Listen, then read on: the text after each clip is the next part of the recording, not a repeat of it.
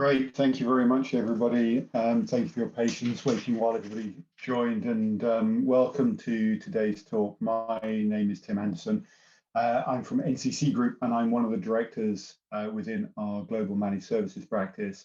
I'm also joined today by Rebecca Roberts and Keith McDevitt. Rebecca's a senior solicitor with Burness Paull, who are a full-service independent law firm in Scotland with specialist practices in data protection. And Keith is a cyber resilience integrator with the Scottish Government. This week we've seen well over 100 events during Cybersecurity Scotland, and I think with that sheer number of events reflects really on how well the cyber sector is coping through these difficult times. And while today's talk's aimed at considering business process, it's worth remembering and bearing in mind that behind all the three organisations presenting today, our teams of people, the teams of people presenting are also parents, patients, customers, constituents, students, and in essence, all like you, hardworking professionals who have a vested interest in seeing everyone raise their game in terms of cybersecurity. And as JFK was credited in saying, a rising tide lifts all boats. In light of the recent high-profile incidents in Scotland, and with the timely launch of Scottish Government's updated resilience framework, there's never been a more appropriate time to be thinking about how you prepare for a cyber incident. This is now a real business need, much the same as making sure you've got fire alarms, first aiders, and other standard business governance practices in place. And with that in mind, I'll very shortly be handing over to Rebecca Roberts, who will offer some guidelines and some principles around responding to a breach from a legal perspective. And then I'll pick back up with some examples of organisations who've got it right and give some general pointers on how to manage your communications should you be in an unfortunate position where you need to publicly disclose. And then I'll hand over to Keith to pick up and speak about the work that the Scottish Government's been doing to support improving cyber incident response within the public sector. And then finally, we should have some time for some questions. And I think the questions will come in terms of the chat window, so probably post your questions in the chat. Just moving on, just a little bit of information about who NCC Group are. We're a leading global cybersecurity advisor, and we have offices across 4 continents, over 2,000 dedicated cybersecurity professionals trusted to protect and secure our customers' critical assets. Our complete people-led cybersecurity resilience solutions enables our customers to thrive, and we have a full service offering that can deal with security challenges at the smallest level to the largest organization. As I mentioned before, I work within the global managed services practice, and part of the area in global managed services includes incident response. We have a global incident response practice. And what we often see when we respond to incidents, and common to most organizations when they're dealing with a suspected breach or an incident, is that it's always unsettling. Our instincts engage, and that flight, fight, or freeze response kicks in, and in many cases, panic instills. And this often leads to rash decisions, mistakes, and errors. Many do get it right, some still unfortunately get it wrong. In recent years, we've seen some big names really taking a beating on their brand and their reputation. British Airways, MyFitnessPal, Facebook, Twitter, Microsoft, you can see the list goes on and on. These are big brands. That's not always catastrophic. Find a more busy news day and often you might get lucky. And a really good, amusing example of an organization who got lucky with their announcement of their breach was Carphone Warehouse.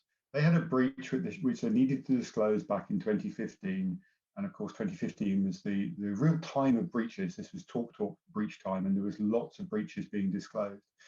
They made their announcement on a Saturday, but fortunately for Carphone Warehouse, by the Monday there was a more interesting news story broke, and that was the breach of Ashley Madison and the data that was lost as a consequence. And obviously, all attention turned to Ashley Madison. And there's very few people today who remember the 2015 Carphone warehouse breach. Now, brand is fragile. If you say something or do the wrong thing at the wrong time, the brand bubble can burst. And all we need to do to illustrate this point is look at this chart. Those of you might remember who are unfortunate enough to be old enough to remember Gerald Ratner and Ratner's Jewelries. For those who don't know and weren't around at the time, Ratner's was a high street jeweler that sold affordable jewelry, should we say. I bought some things when I was obviously very young, you know, and they would sell for a very, very cheap price. And in April 1991, he was at a Institute of Directors conference. There were 6,000 people there. They were either business people or they were journalists. And he was asked by a journalist, how can you sell your jewelry at such a low price? Gerald responded by saying, because it's total crap. He then went on to say that a pair of earrings would be sold for under £1, which was cheaper than a prawn sandwich from Marks and Spencer's, but probably wouldn't last as long. Instantly, his share price collapsed and his stores disappeared from the high street. It was that impactful. Now, this is an amusing story, but you know, increasingly organizations don't deal with crisis and crisis management and brand very well. And what I'd like to do, just before I go into my part around communication, I'd like to hand it over and turn our attention really to the legal perspective. And on this, I'd like to bring in Rebecca Roberts, who's a senior solicitor from Burness Paull. As I mentioned before Burness Paull are a full service independent law firm in Scotland. Rebecca. Thanks, Tim. Good afternoon, everyone. Thank you for joining us. So I'll take you through some of the legal implications of a cyber breach and set out some steps that any organisation can follow to manage those implications. So if I can go on to the next slide, please, Tim.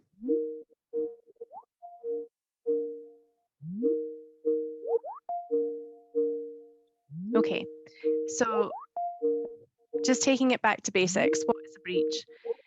So this is the GDPR definition of a personal data breach. And as you can see, it encompasses quite a wide spectrum of activity. So of course, it captures the deliberate breaches by threat actors, but also the accidental, more run-of-the-mill errors like data being lost or sent to the wrong recipient. Next slide, please. So when a cyber breach occurs, the most immediate legal risk is that the incident amounts to a regulatory breach. So there are a raft of regulations that might apply in the event of a breach, but I've set out some of the main ones here. And the Data Protection Act is probably the one of biggest concern because it'll apply to the majority of organisations. But the other ones are here just to show that there are additional regulatory requirements depending on the type of organisation and the type of processing that you're doing. So the issue is, wherever there's a breach of these regulations, there's a risk of enforcement action. The UK's data privacy regulator, the Information Commissioner's Office, they have a variety of enforcement powers, from taking no action to issuing notices directing organisations to put certain safeguards in place to financial penalties. And I'm sure everyone's aware that for the most serious breaches, the ICO can impose fines of up to 20 million euros or 4% of annual global turnover. So on top of that, though, organisations have to consider their reporting obligations under the regulations, and I'll come on to that next. But just sticking with this slide, a less immediate but equally important consideration is the potential for civil actions to arise as a result of a breach.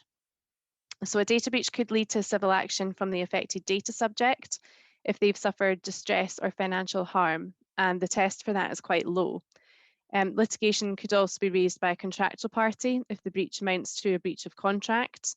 Most commercial contracts now have provisions regarding the protection of any personal data that's being processed, so a failure to implement those protections could be a serious contractual breach as well. And due to a recent change in the law, group actions are now possible in Scotland as well as in England. So the financial impact of that on an affected organisation can be huge. So hundreds of thousands of data subjects might be affected by a cyber breach, and the threshold for demonstrating loss is pretty low. So that means that when you take into account the amount of compensation that could be due to a class of thousands, the financial implications are clear. The 2018 British Airways data breach is an example of that. So that one affected over 400,000 passengers, and the group action is still underway. I think the claims firms still have some of their TV adverts out inviting people to form part of the class action. Those claims firms have estimated BA's liability as being in the amount of £2.4 billion.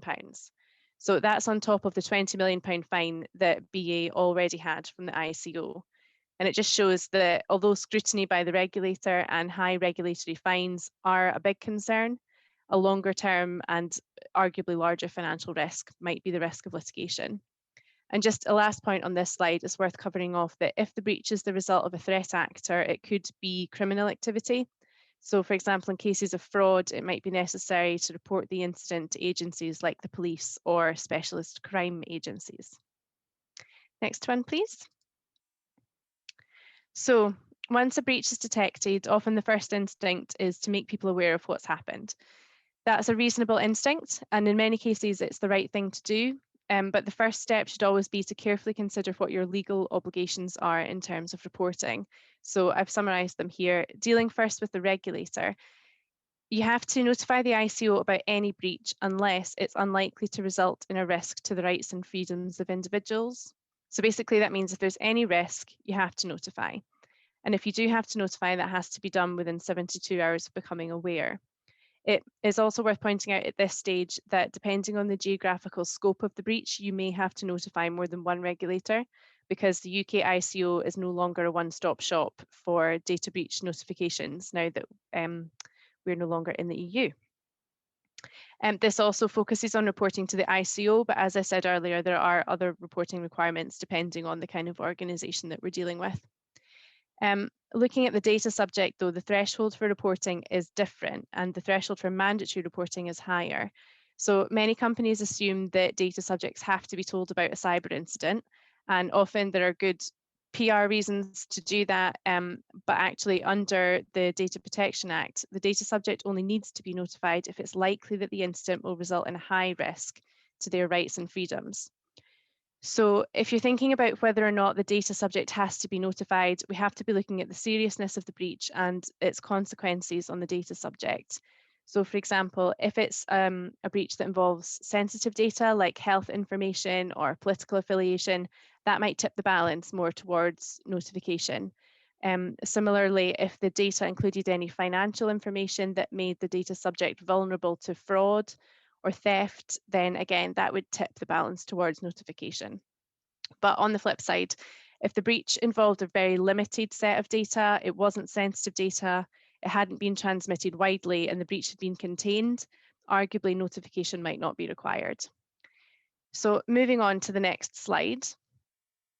In terms of how we can help, these are sort of the main headings that I think highlight how lawyers can help by adding value at an early stage.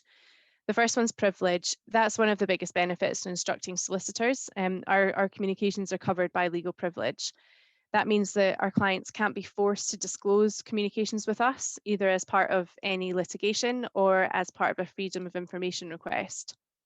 In particular, we advise a lot of clients to use us when they're instructing reports by forensic IT experts into the cause of the breach. If that report's instructed by us and provided to us for the purpose of us giving legal advice, it's generally covered by legal privilege. And that's really helpful because these reports tend to be extremely revealing. So if they're not covered by privilege, there's a real risk that that could end up in the hands of the regulator or a data subject in the context of a litigation. And just on the point about forensic IT reports, they should be instructed very carefully. So sometimes the report might identify wider issues that aren't directly related to that breach. If that's not covered by legal privilege, then your wider vulnerabilities could become known in a way that they really didn't have to. So sometimes it's sensible to clarify that any report should focus only on the specific breach identified and that any other findings or more general recommendations come separately. So that's something that we would help with. In terms of assessing your reporting obligations, as I've said, in a lot of cases, breaches do have to be reported, but that's not a given. In order to determine when a breach is notifiable, we have to consider the impact of the breach on the individuals and the harm that could be suffered. So we've advised clients on a wide variety of cyber incidents, and we're well versed in conducting that balancing exercise. We also have a bit of insight now into how the ICO interprets these sort of incidents and how it might be treated. So that's a way that we can add real value when we're helping you frame your response. Particularly if you decide not to notify a breach, it's important to have a strong paper trail to demonstrate why you reached that decision. So the fact that legal advice was taken can help strengthen that paper trail and go towards demonstrating that that was a reasonable approach. Lastly, incident response. So we can give practical advice on how the incident should be managed and contained, and that can even include physical presence in offices if needed, when allowed. So when a breach happens, it can result in a lot of panic, a flurry of emails about what's happened. People tend to think aloud a lot and often in writing. That can be quite damaging in the long run if those communications have to be disclosed. So if we're involved at an early stage, part of our role is to ensure that the incident is tightly managed within a small group of relevant individuals, just to contain the incident and prevent any inaccurate or unhelpful information escaping.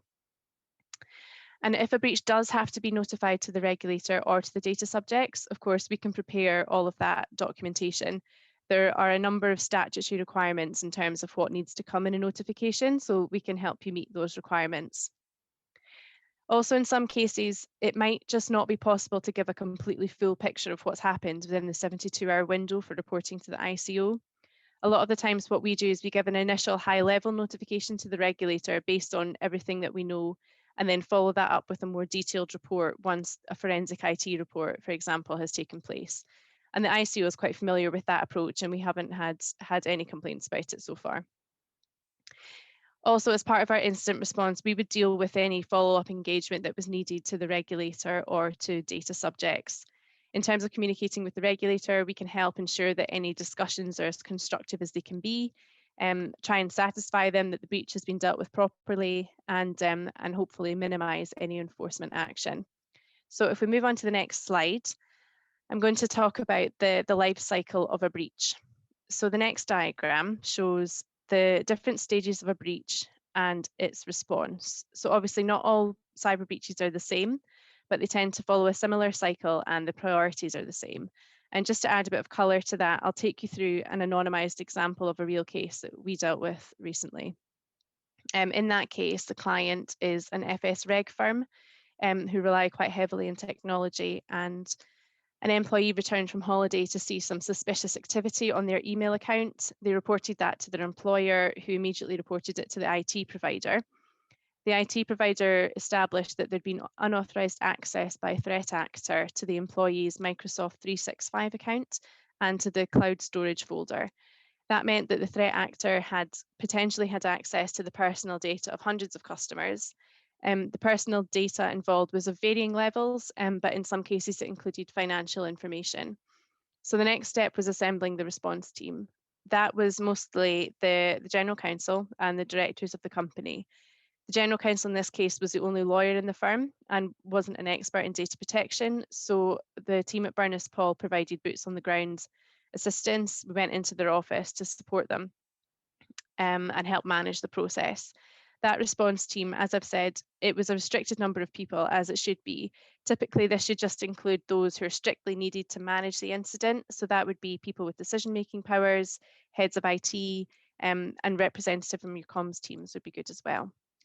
The next step is investigation and remediation. So just working quickly to learn where the vulnerability lay and if there are any steps that can be taken immediately to plug that vulnerability.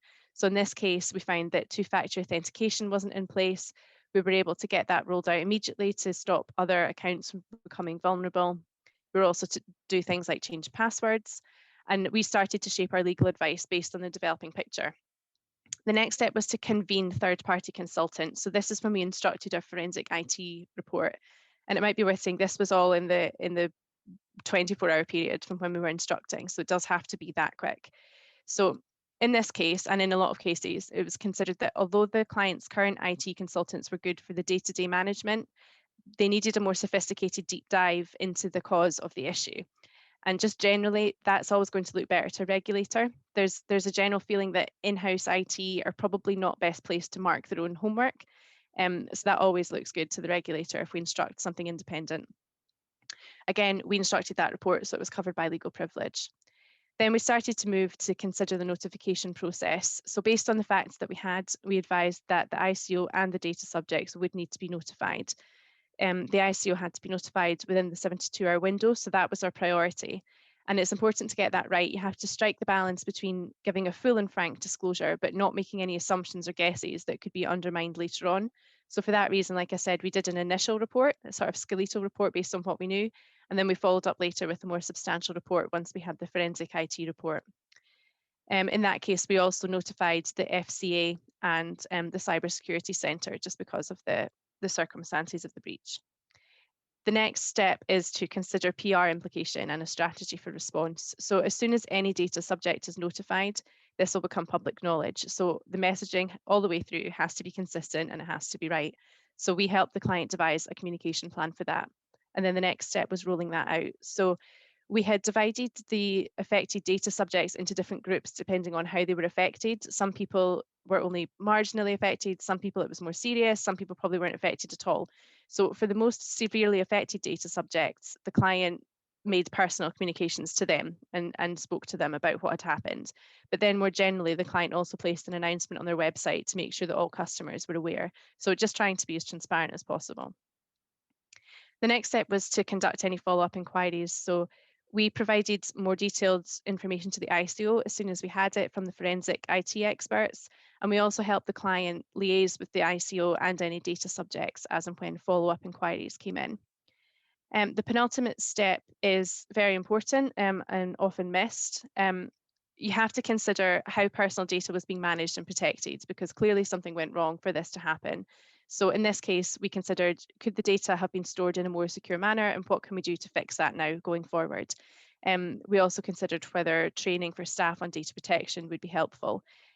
We used the forensic IT report because that contained a number of recommendations and we were able to implement them.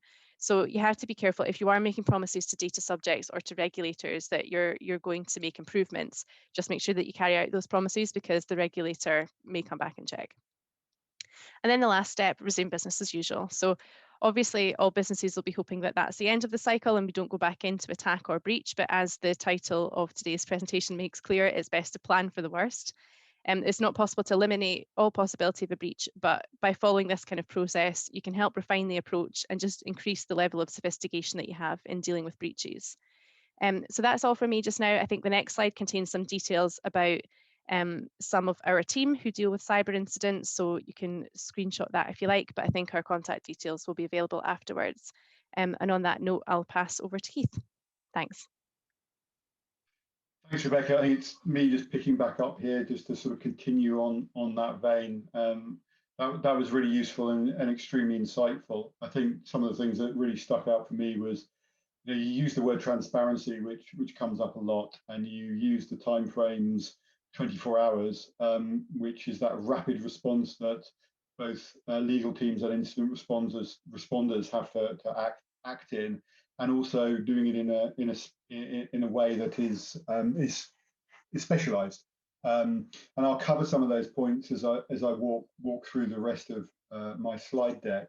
And I think one of the things that we need to sort of bear in mind is that, breaches are big news. And the reason for that is the media are hungry for incidents and cyber attacks, because the public are now interested in cyber attacks. They understand the ramifications of a cyber attack and the consequences that it could lead to.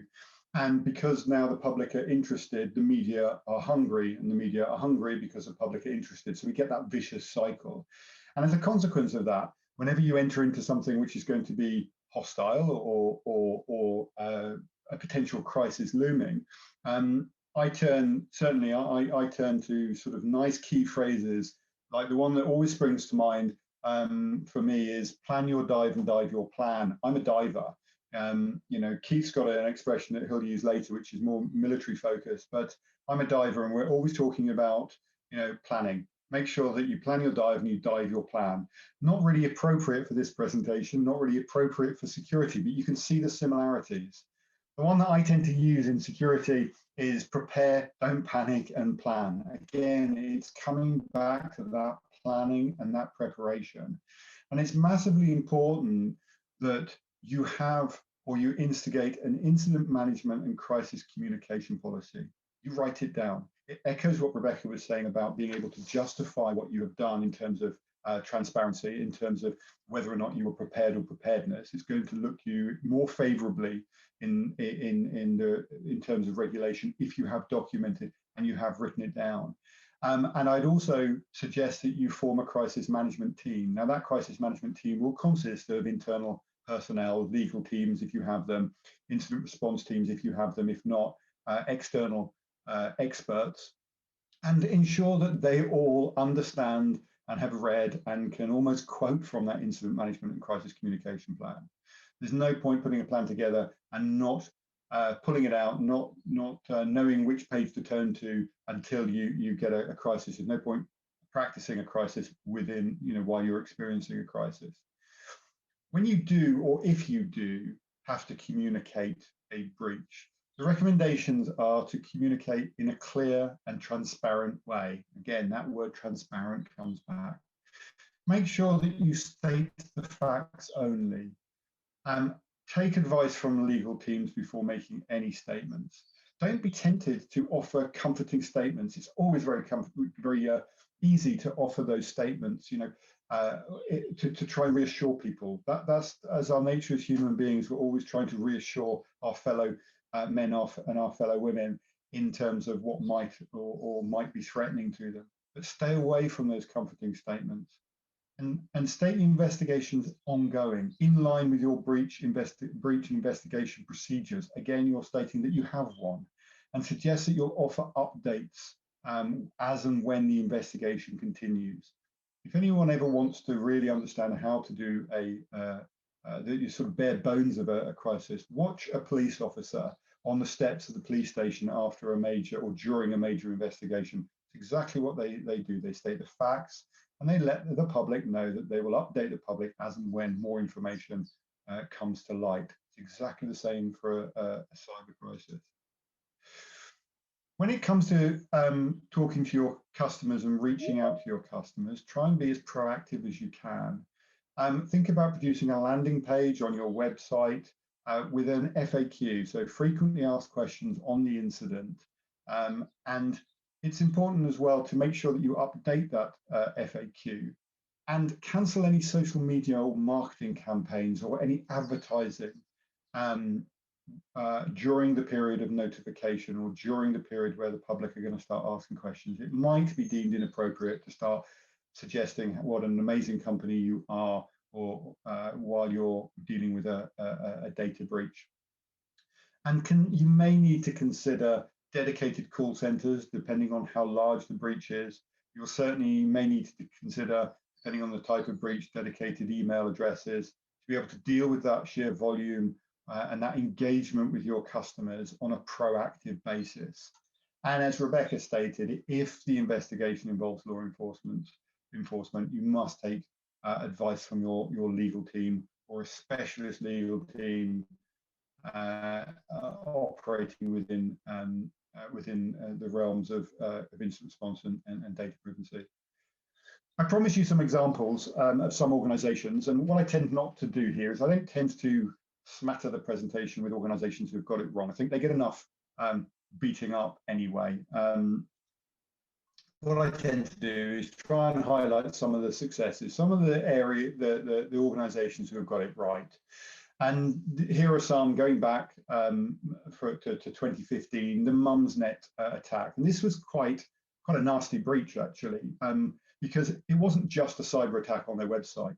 Justine Roberts, the founder of Mumsnet, was also subjected to what's called a swatting attack, whereby the cyber threat actor who conducted the attack, or is assumed to have conducted the attack, also launched a swatting attack, which is where they ring up the police and tell them that something is happening at a certain address and warn the police that that address contains weapons. And automatically what then happens is the police arrive, kick the door in, and I think it was at 2 o'clock in the morning, and Justine Roberts woke up to a collection of police officers with guns literally pointed at her head. Really quite horrific incident to go through, but they still got the response right. They put the details, not of that, but they put the details of the cyber attack on their website and followed up with live updates. Similarly, Wetherspoons, they announced their data breach back in 2015, and they put a link to the email that they sent out to their customers. T-Mobile were a subject of the Experian breach back in 2015, and they posted that and information pertaining to that breach. They were part of a supply chain, and they posted that on their website, giving their customers and those people who had been subject to that data breach full information. Yahoo, with that 3 billion, that breach involving 3 billion data records back in October 2017, adopted exactly the same approach. FAQ followed with live updates. And MyFitnessPal, that was breached back in 2018, 150 million users on their website, clearly at the top. Could have been a little bit more clear, I suppose. There's a notification there for the data breach. When you clicked on that notice of data breach, it took you to an announcement, March 29th, 2018, notice of that data breach, clearly stating what happened, what information was involved, and walked their customers through the incident. And on this occasion, I was a customer of MyFitnessPal. I received an email, and I received the email just prior to it going live on the website, which is again something that is sometimes missed, but is really important, because the first thing that I'm going to do when I receive that email is I'm not going to click on any links. I'm going to go to their website to try and verify that it's real. And of course, if you don't line those two things up, I could go to their website, not see anything, and think that it's fake and ignore it. So it's important that everything is lined up with regards to email, social media, and websites. And I think this is an area that I would offer some suggestion, if you like, to MyFitnessPal. This was, because I was following the breach quite closely, this was their Twitter page. And as you can see, there's no announcement at that time that happened around their web, their cyber incident. And in fact, a number of people were reaching out, asking them what had happened via their social media.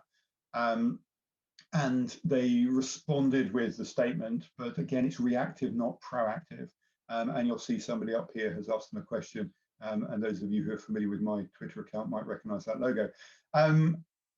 Again, be cautious around the use of social media. This is the Just Eat announcement 2015. Just Eat were a victim of a potential hack. Now, what happened here was the BBC reported that a couple of users, and again, it's 2015, it's talk, there's lots of breaches happening. People are really interested in breaches at this time, and talk was around, and everybody was starting to get starting to panic, if you like, around cyber breaches and what was happening.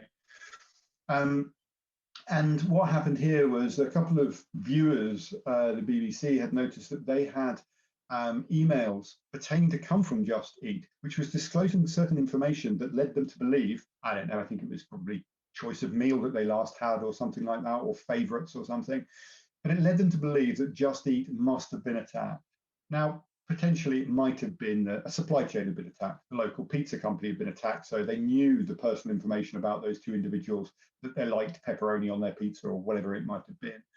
But as a consequence, people were reaching out to Just Eat on Twitter and asking them whether or not they'd had a breach. And they were coming back with things like, we definitely haven't had a breach. No, we haven't had a breach. Now, bear in mind, I saw this report break, this news break, and those screenshots were taken within 10 to 15 minutes of the news breaking.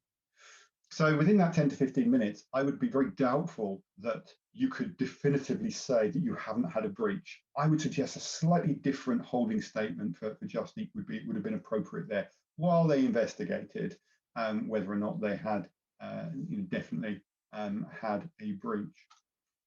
Sage, victim back in August 2016, they reached out to their customers. They also posted on social media, on their Twitter account, advising people that they had a breach and where they could find information. However, they still talked about how amazing they were as a company. And these were sort of in amongst all of the different social media posts around their breach. So I would suggest, and it will be automated, but I would suggest that this is considered sometimes it's missed. But when you're talking to specialists, such as Burness Paull and NCC Group, these are the types of things that we would advise on. So when you have to make statements to the press, understanding that the media are going to pick up very quickly on breach notifications, they may contact you for statements. So it's always advisable to have a draft statement already pre-prepared, which has simplified the technology and the terminology, and ensure that it's correct and is not going to, and has been run through legal. You can almost craft those statements ahead of a breach and hold them in your policy and procedural documentation, or a selection of them, because you don't want to have to be drafting those while you're investigating and drafting and trying to review at a pace. It's useful to have them reviewed, and you can almost fill in the dots or the blanks and have things that are pre-prepared. And again, communication to staff, this is quite important. Call centers, personnel inside your organization, make sure you communicate the same message that you're going to communicate externally. Again, follow exactly the same advice. Be transparent, state the facts only, don't speculate. Because what could happen, a disgruntled employee could decide to give a different statement to the press, or the press could simply interview staff. And if there's slightly different message, that could cause a problem. Any spokespeople for the organization, make sure they're fully briefed, make sure they're given a statement, make sure they understand the technologies that have been used, so that they don't get caught short on certain terminologies and that might be picked up by journalists and asked for particular meaning. So make sure that they're fully briefed. Or if it is a technical breach that is technical in detail, then you might want to think about putting a security personnel in front rather than the CEO or somebody who doesn't understand the technology. Again, going to your policy and procedural documentation, making sure that people have been media trained, and appropriate people have been media trained would be something that you need to consider. I've given you some good examples of organizations. What I want to do is I want to give you a great example. Now, this is not a client of NCC Group. This is a customer that I stumbled across, and I did reach out at the time to the CEO and asked his permission to highlight this as a really good story. The breach happened on August the 3rd, 2016, and it was Christians Against Poverty. It was a not-for-profit charity organization, and they had a breach, and they responded very, very quickly, and they put a holding statement on their website. They set up a dedicated telephone team to respond to their patrons and people who supported the charity, and they put a dedicated email together to reach out, and proactively reached out and encouraged people to ask questions if they were concerned.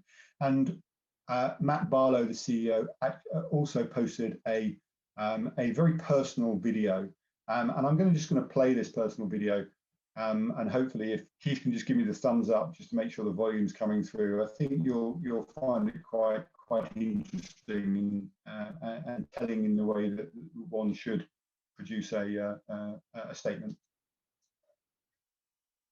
Hi there, my name is Matt Barlow. I'm the CEO of Christians Against Poverty. The fact you're watching this video means you may well be affected by the recent data security incident here at CAP. I want to reassure you that whether you're a CAP supporter or one of our clients, we are taking this very seriously. You may have a number of questions about what this means for you and what you need to do, and we've answered the most common questions down here below. But if you need to know anything else, please do get in touch with our dedicated team. We will continue to press on to serve the poorest in our nation with the very best service we can provide, and I hope you'll stand with us in this. Thank you.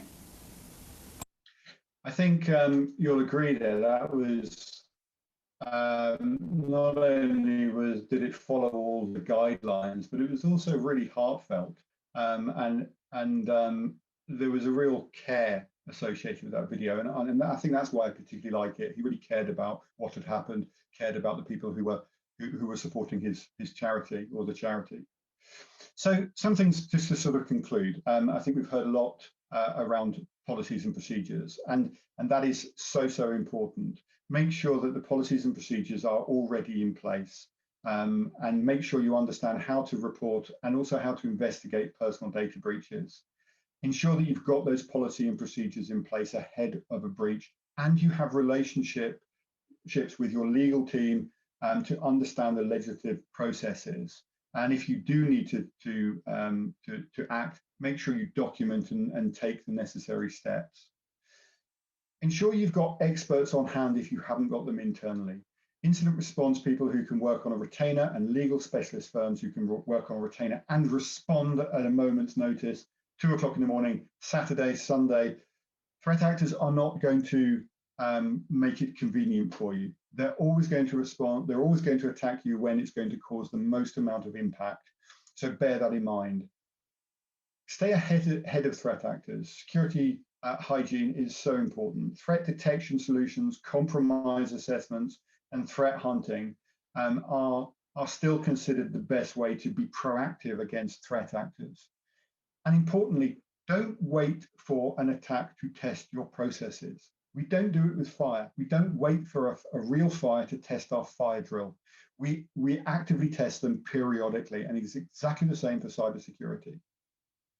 And just before I hand over to Keith, just to remind everybody, Keith is cyber resilience integrated with the Scottish Government. I just want to leave you with this. And this is something that Groucho Marx said. And he said, the secret of life is honesty and fair dealing. If you can fake that, you've got it made. Thanks. Keith. Yeah, thanks very much, Tim. So we've heard quite a lot on planning and the need for effective communications. And what we'll conclude from that is, quite frankly, your organisational reputation might be on the line in the way that you actually respond to cyber attacks. So I want to talk about planning, but I also want to reinforce some thinking that you should take away today, as Terry Ahern from SEPA did, and I was actively involved in the SEPA incident from a incident coordination piece over Christmas there. But you're going to have to think about 2 things, and one is, where are my plans and how am I going to communicate if I have no access to plans and I have no communications? And that might be the reality that you wake up to, particularly in this world where we've seen human-operated ransomware evolve from what was traditional ransomware by the simple fact that it's a cash cow of criminality. It's evolved and it's paying, and people pay, so criminals are exploiting that. So it's the thing of the moment. And you have to survive that, and it's something that not only should you plan for, but actually you should exercise, as Tim had said, that in time that's not of war. So the saying here is, plan to fail to plan is to plan to fail, attributed to many people, including Winston Churchill. So I want to talk about what we've been doing within government to help support the public sector and indeed wider in getting these incident response arrangements in place. And if we can move on, Tim, the next slide. And I do want to join up 2 things here. So from a strategic, gold level and an operational sort of bronze level tactic, most of cyber is left to operational teams. And it often is contained in there fairly well, which is great, the vast majority of it, until it pops out and becomes a crisis. And that's the point at where all the decision makers really have to come into their own. And we've heard from the other speakers how important that is. But I would wager in many organizations, these very, very busy people really are not au fait with the plans at that level. And the cyber plans have to be merged with the wider incident and crisis management plans. And I think there's a way to go to do that. But first of all, let's have a plug for 2 things that have gone on. So this week we've announced, and it'd be wrong of me as a member of the government not to mention this, but the strategic framework for a cyber resilient Scotland published this week that takes us forward from the last 5 years of work where we've been working across the sectors to improve the outcomes for Scottish businesses in the public, private and third sector. And also a very important development is the formation, the formal formation of the Cyber Scotland Partnership, which is our 10 strategic organisations that have helped us deliver the strategy and supported by the NCSC as a technical advisor in that. And the new framework has 4 outcomes, as you can see them on the screen there, that our people and businesses recognise the cyber risks and are well prepared to manage them, and our digital public services are secure and cyber resilient. That is essential as we require and ask more and more of our citizens that they engage in online services. And ultimately, and I'm glad to say it has been tested and it does work, that our national cyber incident response arrangements are effective, and that was certainly tested with the SEPA incident over the festive period.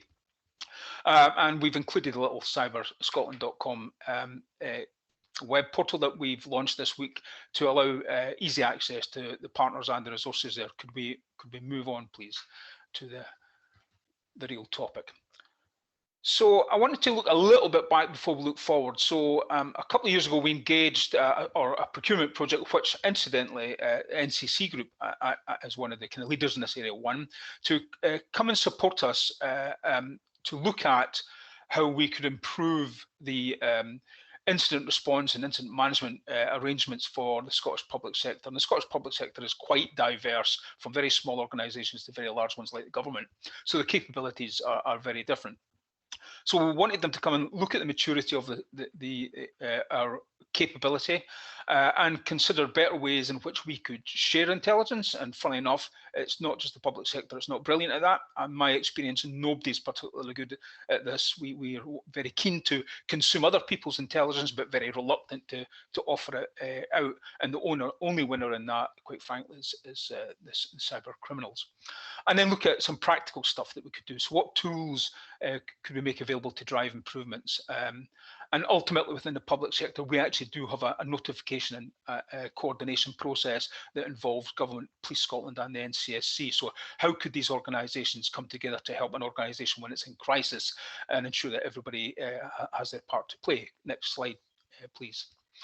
So during that project, the NCC Group undertook a piece of work with some of our organisations in Scotland, not all 183, and in general terms came back with the same picture, and that was actually we have very informed, capable and dedicated personnel operating in the field who are always under pressure, and despite the lack of formal policies, they get things done and they generally made things work.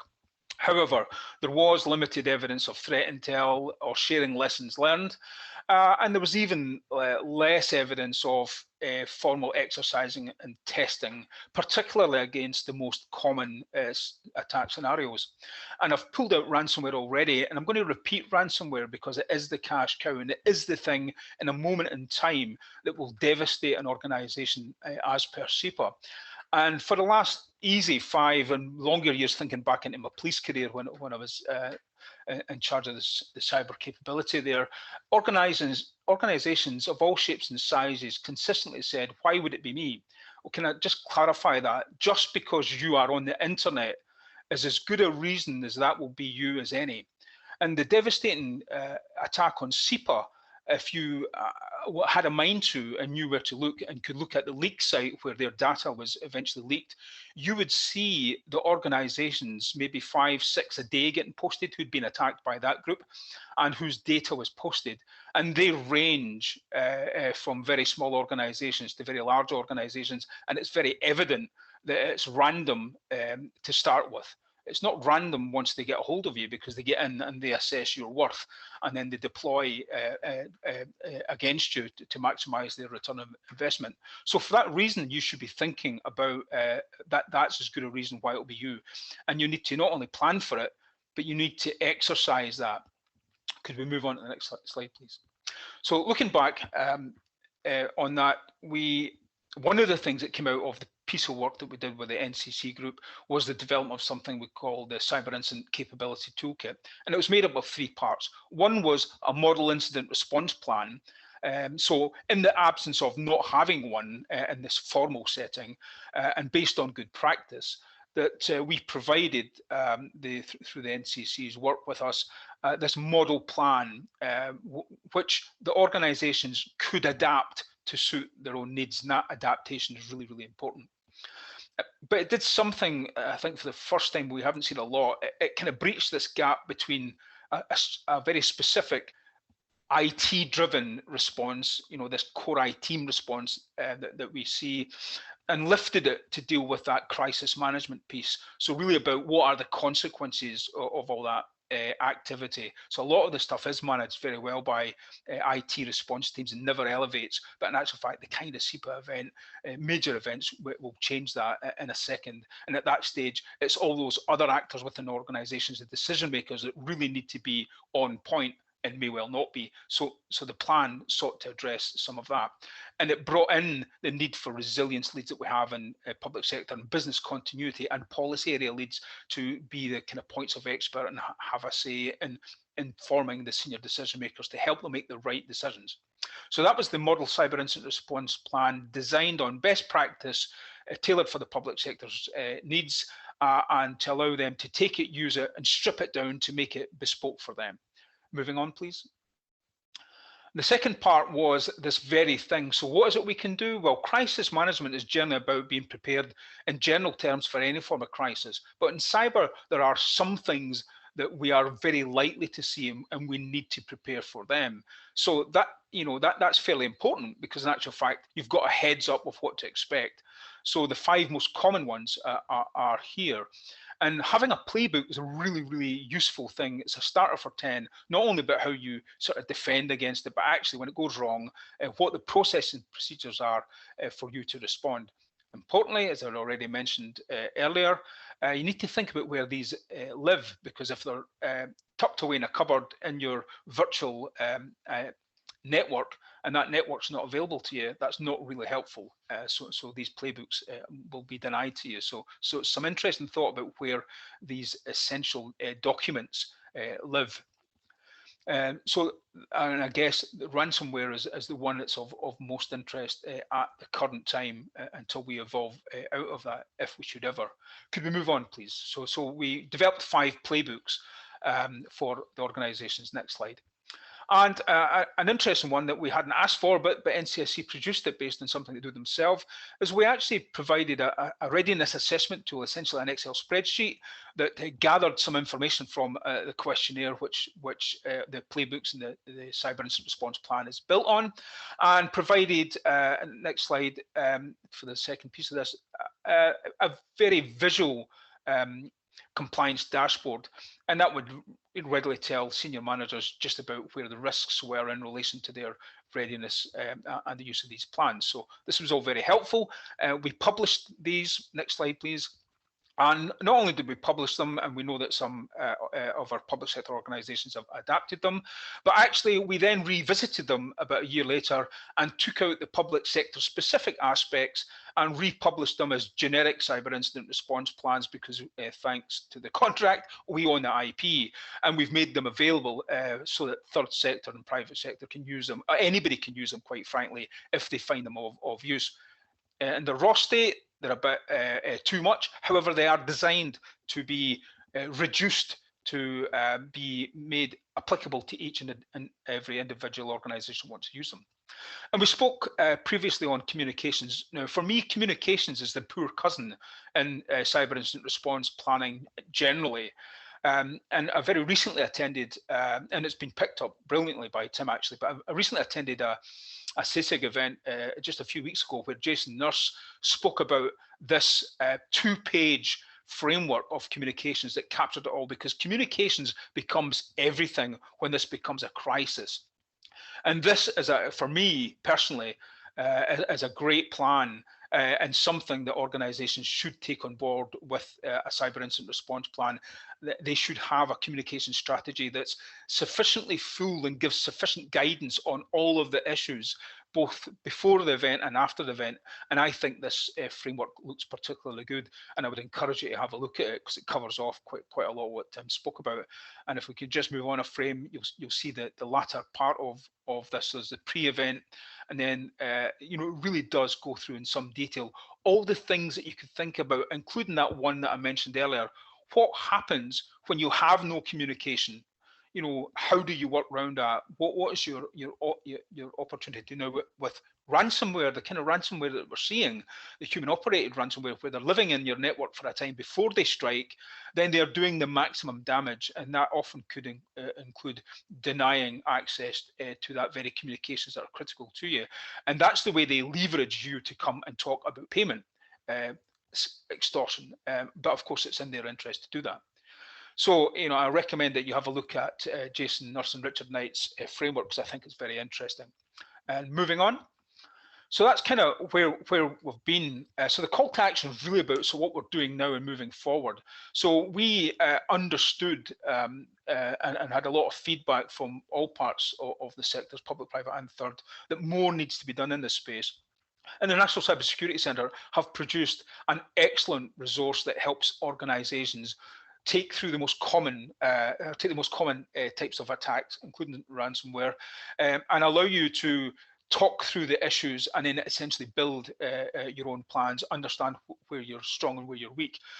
And this toolkit is free, it's designed to be used. It's a complete toolkit, even tells you how many pencils and rubbers you need. You need nothing else other than to do it.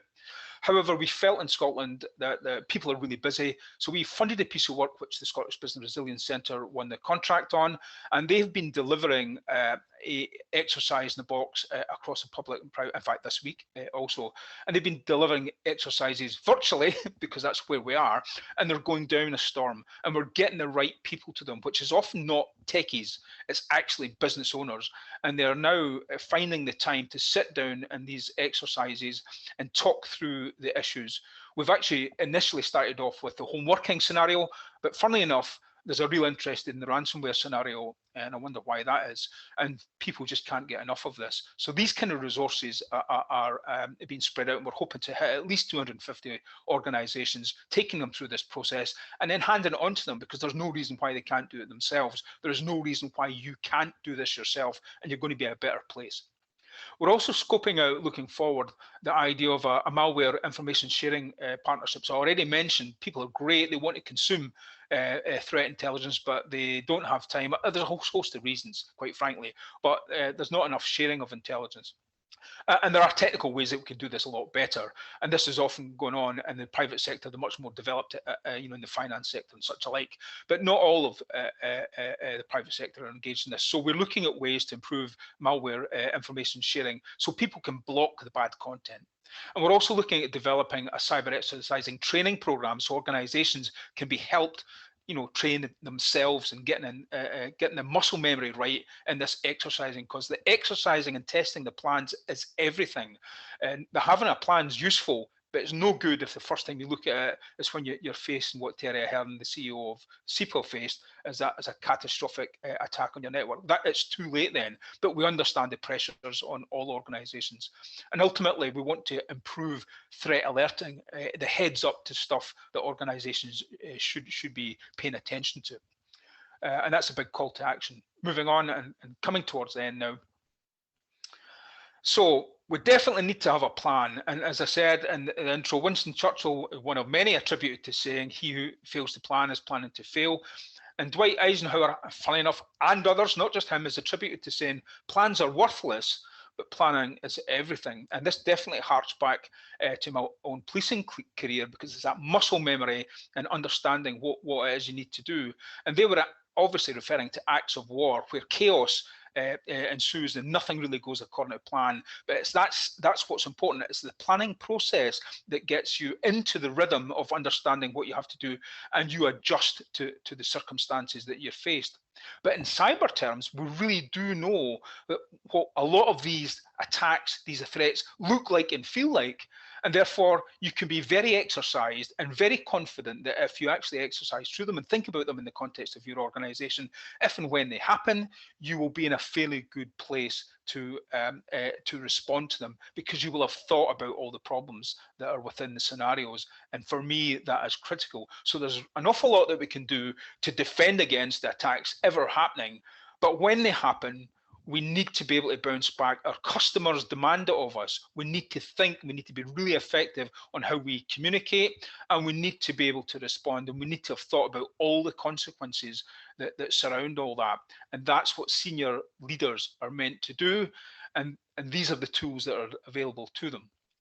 And I think that brings me to the end. I think we've got another slide at the end. It's really to give you a link to the publications. So the first one is to the documents that I've spoken about, the plans that we have that are on our website. They're also available now through the Cyber Scotland Partnerships website, the portal that we've got there.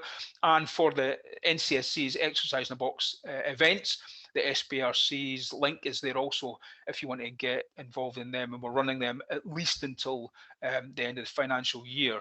So please get involved. It will be something you'll be glad that you've done. The feedback on it has been excellent, and I think I'm going to stop there because that's us beyond our time, Tim. Thank you very much. Just while I sort my slides out. Thank you very much, Keith, for that. That was really, really insightful. I'll just leave that slide up there so people can grab the web addresses.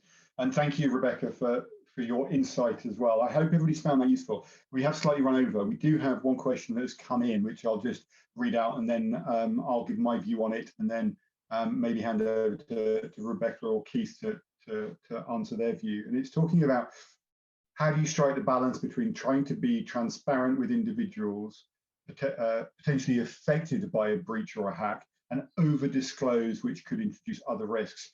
And yeah, that's a really important and interesting point. I think, first of all, what I would suggest is if you formed a crisis team and a committee that is made up of legal representatives, incident responders, business professionals, and communication specialists, that's where you would start to look at that information. And I would be led by your team of legal practitioners and your team of communication specialists on that note. Rebecca, is there anything that you'd like to add on that? I know you raised it as a point in your talk. Yeah, I think it also harks back to something Tim said, and that's just stick to the facts. I mean, if you want to reassure them, refer to your plan that you have and the actions that you're intending to take. So there's a lot that you can say without actually overcommitting yourself to the circumstances surrounding the breach. And for example, if you are doing further investigations, tell them that, but it's just not committing until you actually have something in your hands that tells you exactly what's happened. Thank you. And Keith, I would suspect that probably came up in that talk you were talking about with James Nash as well.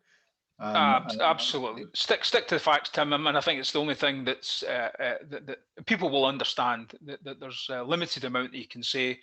Don't veer from the facts. It'll just get you in trouble. Great. Thank you very much. That's the only question we have. Obviously, I think our details are on the website. If you've got any questions that you would like to not publicly disclose and you'd like to either ask myself, Keith, or Rebecca, then please do drop us an email or reach out to whoever, the email address that's associated with the website. Thank you very much for attending, and I'll attempt to close the presentation now. All right. Thanks everyone. Very much, everybody. Bye-bye.